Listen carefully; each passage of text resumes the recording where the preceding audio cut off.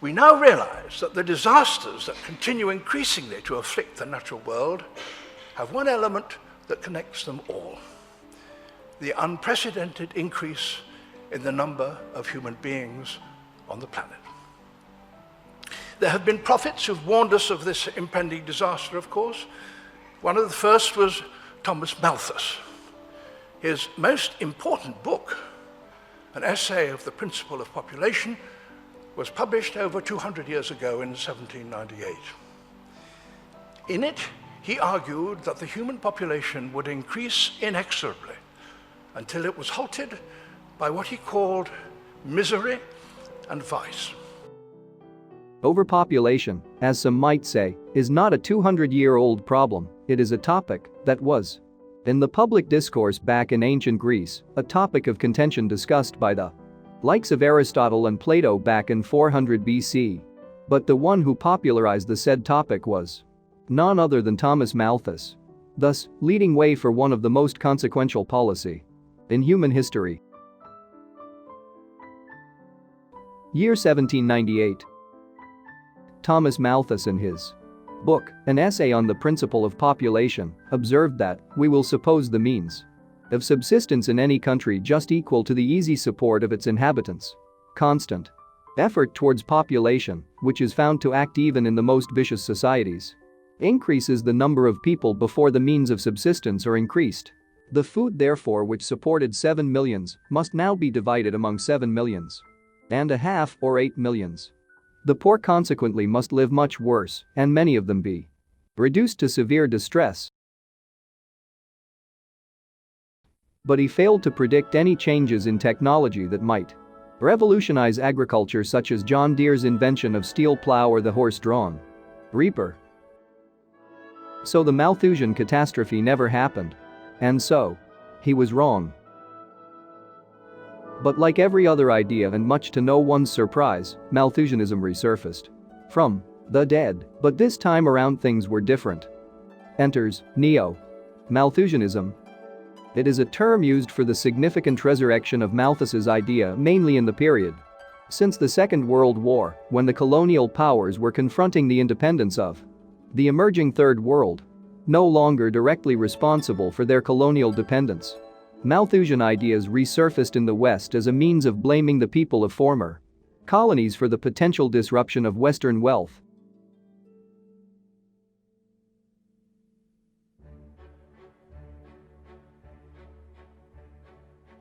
Post-World War II saw increasing birth rates across nations that experienced tremendous damages from the war, and this peculiar phenomenon was named the baby boom. Increasing birth rates throughout the world led to the revival of Malthusianism.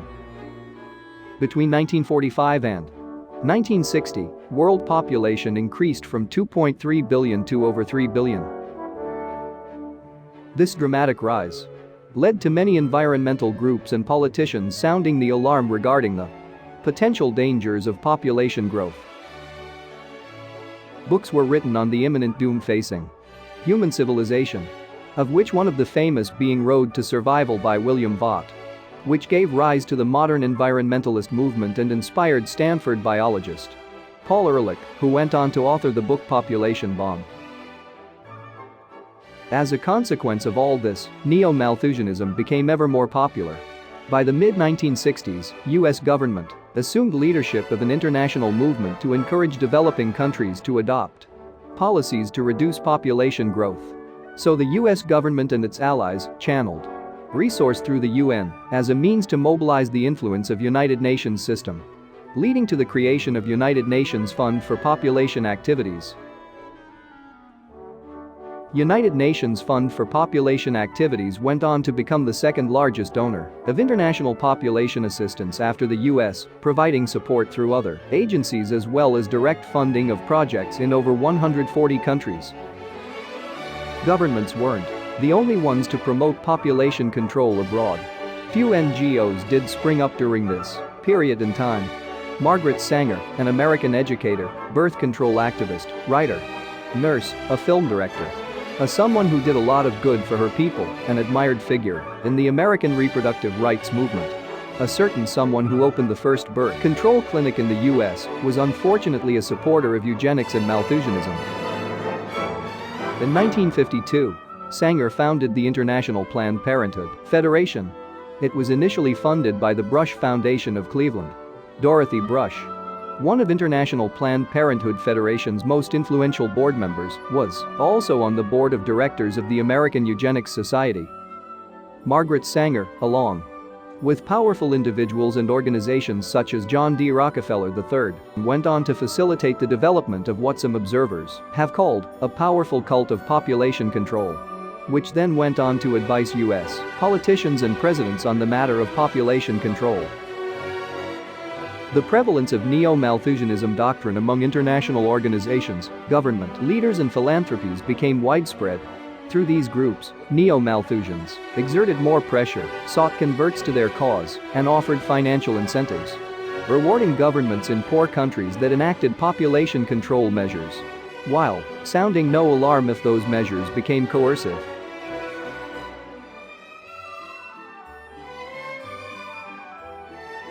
In 1966, President Lyndon B. Johnson made U.S. foreign aid dependent on countries adopting population control policies.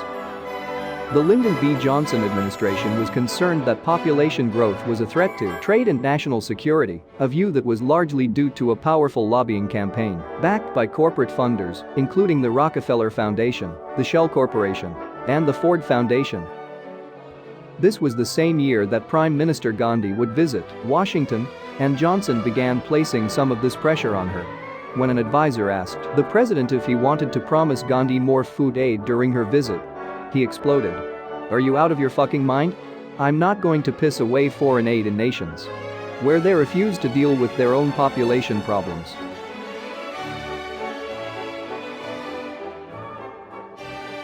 So as a means to secure food aid, then Indian government enacted a policy of forced sterilizations by declaring state emergency, which led to some 11 million Indians being sterilized, and an additional 1 million women were fitted with IUDs.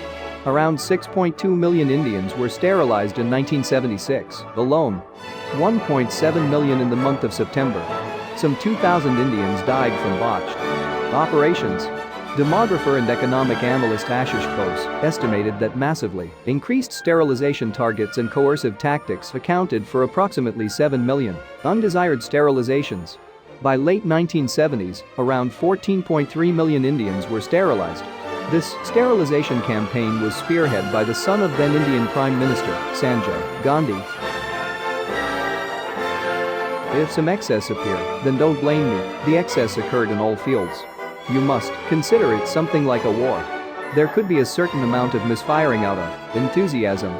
There has been pressure to show results, said the director of family planning in Mumbai.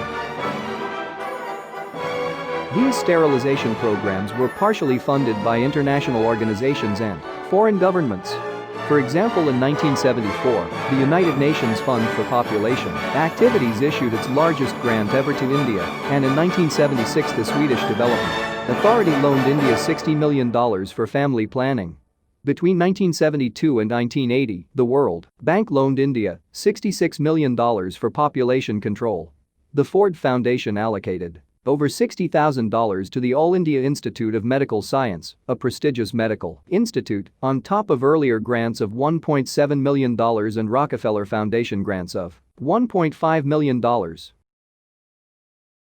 For her role, Prime Minister Indira Gandhi received Population Award by United Nations Fund for Population Activities. But India is not the only one to take extreme measures to curb population growth. Located among the Great Antilles and the U.S. Virgin Islands is an archipelago known as Puerto Rico, with an approximate population of around 3.2 million. An island known for its beautiful beaches and culture, and its own fair share of dark and tragic history. Puerto Rico is considered as an unincorporated territory of the United States, meaning Puerto Ricans pay billions of dollars in taxes but are disenfranchised at national level. Or to put it simply, taxation without representation. Making Puerto Ricans nothing more than mere test subjects to neo-Malthusianists. So as a result, between 1930s and 1970s, approximately one-third of the female population of Puerto Rico was sterilized. To put this figure into context, a woman of childbearing age in Puerto Rico in the 1960s were more than 10 times more likely to be sterilized than women from the mainland United States. Moreover, women were encouraged to get sterilized instead of relying on birth controls. Though the procedures were presented to women as free forms of reliable family planning, frequently women did not have all of the information and later regretted being sterilized. One study found that, of the sterilizations that took place between 1954 to 1982, 21% of women felt some regret for having the operations, and 11% felt definite regret for having been sterilized. The reasons for regretting the decision show the pressure surrounding these procedures. Poor were disproportionately targeted under the justification of unemployment reduction and overpopulation. But Puerto Rico isn't the only Latin American nation to buy into neo-Malthusianist propaganda.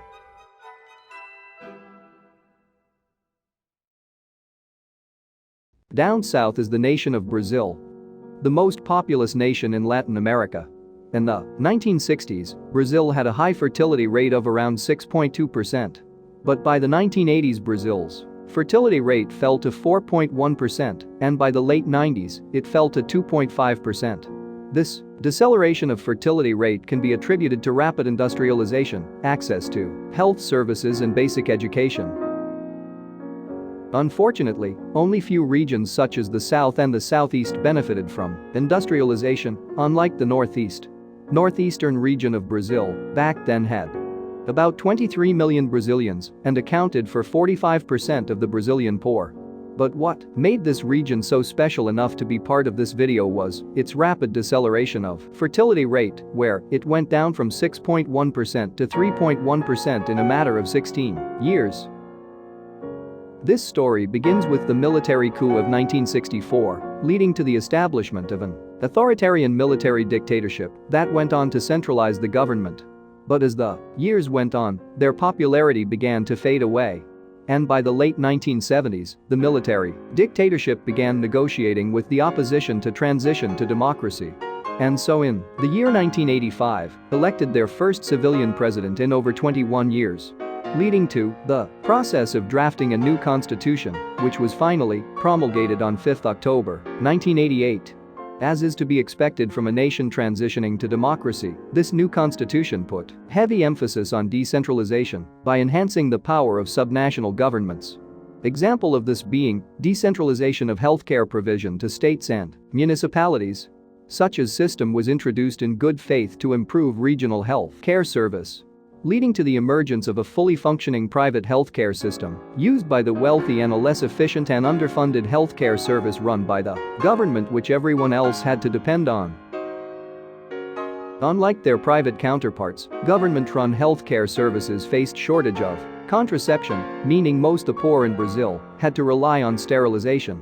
And in fact, many women did. Approximately around 44% of Brazilian women between the ages of 15 to 54 opted sterilization, making it the most popular common method of contraception. But the consent to sterilization process was often based on wrong information.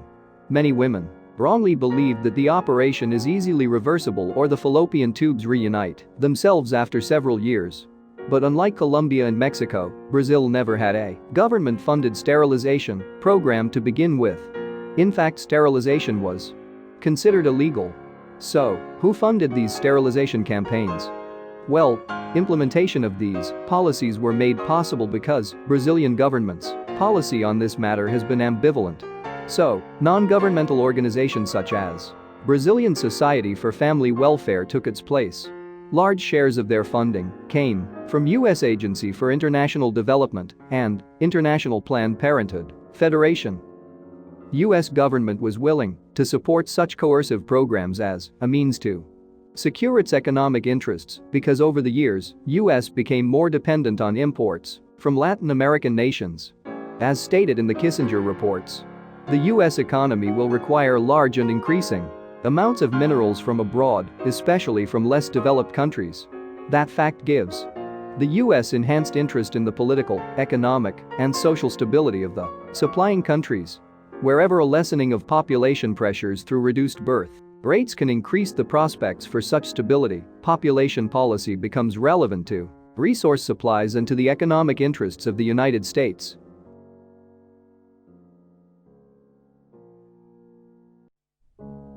But to find the worst example of family planning, we will have to travel east to China. Throughout 1950s, 60s and the 70s, China never had an official population policy. But with the death of Mao Zedong, China began to open up to the possibility of an economic crisis, one that was fueled by its rapid population growth. Throughout the 20th century and especially the May 4th period around 1919, the idea of science as a body of thought and an all-powerful solution to China's problems figured prominently in Chinese dream of modernity, wealth and power. Meaning top leaders actively fostered science worship.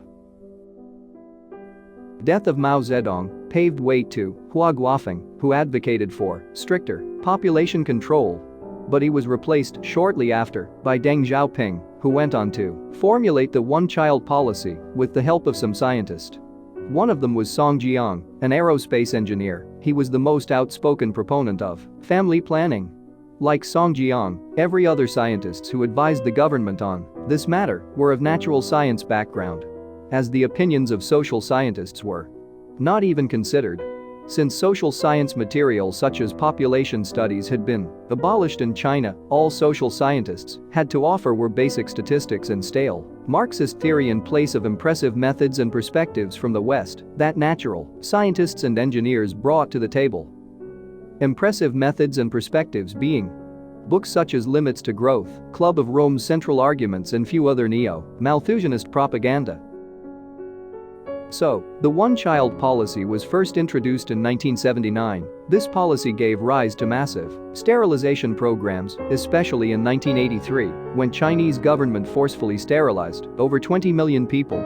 Chinese officials took extreme measures to fulfill necessary quotas. Some provinces would impose even tighter quotas just to be on the safe side. One official told me there were times they would get decrees that made no sense, like no births within the next 100 days, which they were obliged to enforce. Fines intensified. And not just for unauthorized childbirth. Women were fined for living with a man out of wedlock, for not using contraception, even if it didn't lead to pregnancy or simply for not attending regular checkups. Local officials faced wage deductions, demotions or even dismissal for failing to meet the one birth per couple quota. But they were subject to large pay bonuses for performing more abortions and sterilization. One official in Sichuan was even quoted as saying, "As long as we kept the quotas, we could destroy homes, property, jail people, even threaten to confiscate people's children, and no one would say anything."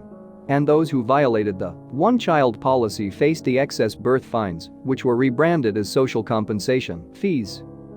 The poor were the ones who couldn't afford these fines. It took some rural families years to pay the fines. Failing to pay these fines meant confiscation of their property. But China did discontinue the infamous one-child policy in the year 2015. That should mean the end of forced abortions and sterilization. Well, in December 2015, China passed a two-child policy and forced sterilizations are still a thing. Many reports of a mass sterilization campaign against Muslim minorities in the province of Xinjiang has emerged over the recent years, with some estimates stating birth rates have plunged by over 60% in the last 3 years. These extreme family planning measures, which had been in place for more than 35 years, resulted in China having a birth rate of 11.4 births per 1,000 people, the lowest it has ever been. Even as the national government now worries about failing birth rates, many local officials continues to fine couples for illegal births. These are a few examples of Malthusian theory at play. Millions had to suffer under a false pretense, vast majority of whom being poor or belonging to minority communities.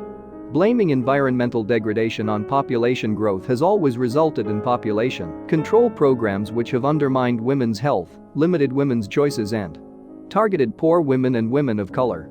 Enforcement of these extreme measures to curb an overly exaggerated problem led to the creation of a new and more challenging issue. Many nations today face an aging population.